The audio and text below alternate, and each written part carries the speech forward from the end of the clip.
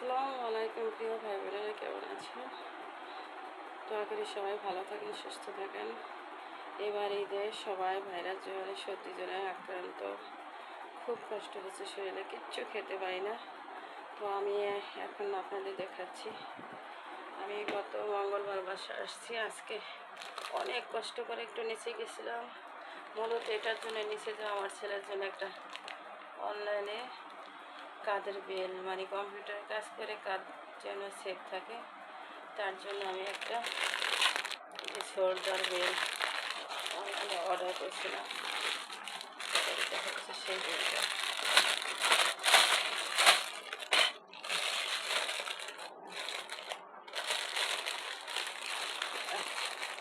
আমার ছেলে অফিসে কাজ করে, তো দেখা যায় আস্তে আস্তে দীর্ঘদিন গেলে কাজের এই যে আমি এই বেলটা অনলাইনে থেকে ফ্রি সাইজ আমার ছেলের জন্য আনছি।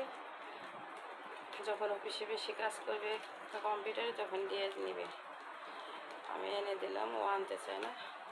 আর কিচ্ছু খেতে পারি না। ফলের বাজারে, লেবুর বাজারে আগুন লাগছে। লেবু 40 টাকা হালি, চলে গেছে। তাও আর বোমা মরিচটা 5 টাকা দিয়ে কিনে আনছি।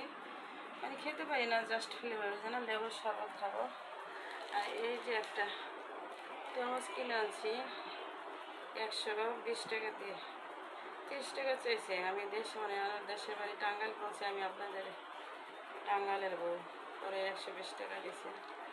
তো আমি শুনছি যে যেই তরমুজগুলো এরকম মানে এইগুলা ছড়ানো হবে, ওগুলো নাকি বাড়তি হয় খেতে।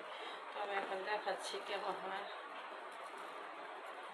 কিচ্ছু খেতে ইচ্ছে করে না। কেমন হয়েছে বন্ধুরা বলবেন। আমার ছেলের বেল,